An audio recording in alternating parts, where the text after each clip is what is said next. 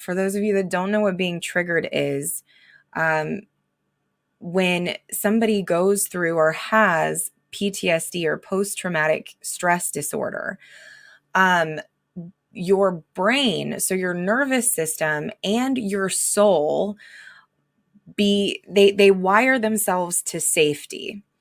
And when there is an external event that pushes a button or triggers a past memory or a suppressed, a lie that we might believe regarding our safety, it triggers the old trauma symptoms. And what will happen is we revert back to that place in our soul and in our mind of when the trauma happened.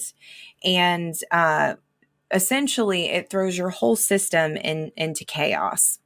And you experience anxiety and isolation, disassociation. There's a whole lot of things that can happen to a person when post-traumatic stress is triggered in them.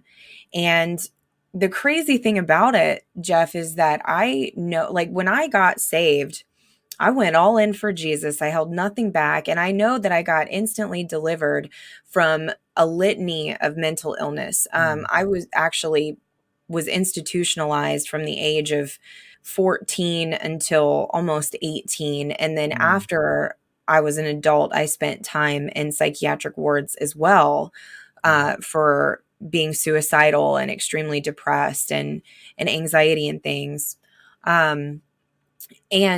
But when I got saved, I knew that a lot of that was just supernaturally healed.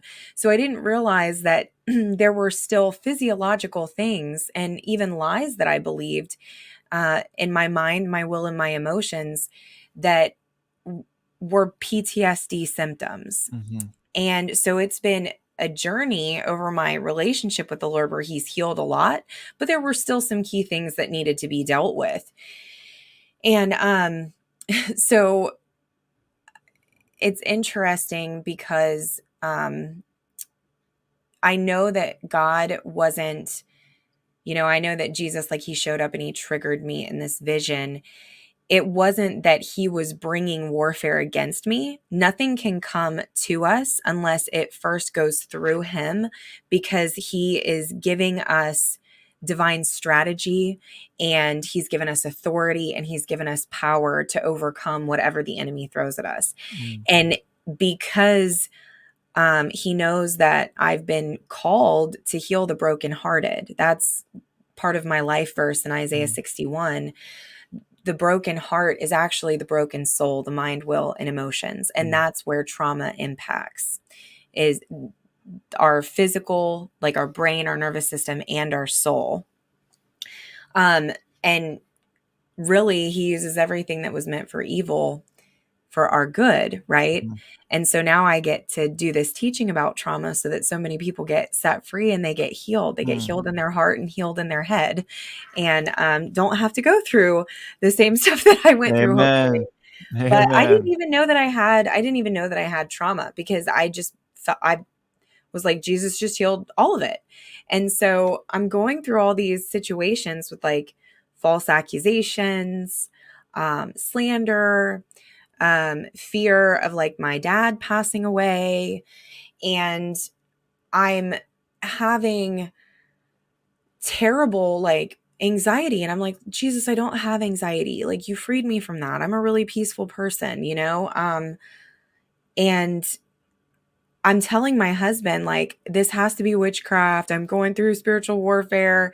And my husband's trying to tell me, honey, it's not all spiritual warfare. Like, there's something else that's going on here.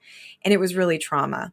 And so I was praying during this time, like, Lord, just give me revelation. Will you just show me, like, what is happening with me? Because I can't live like this. I need to get free.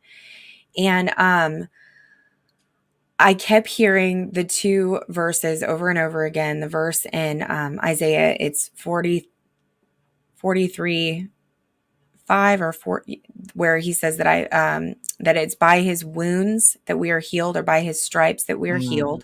Yeah. And then Isaiah 61, that he came to bind up the brokenhearted, and heal their wounds. And the word wound kept being highlighted. So I went and I looked it up, and the word wound there in the Greek is trauma, which Wow. is, and that really caught me. And then it took me down this rabbit trail of learning exactly what trauma is and what Jesus has paid for us to truly experience total healing, salvation, and deliverance and wholeness. Like, the abundant life that he promised that he came to give us in John 10:10.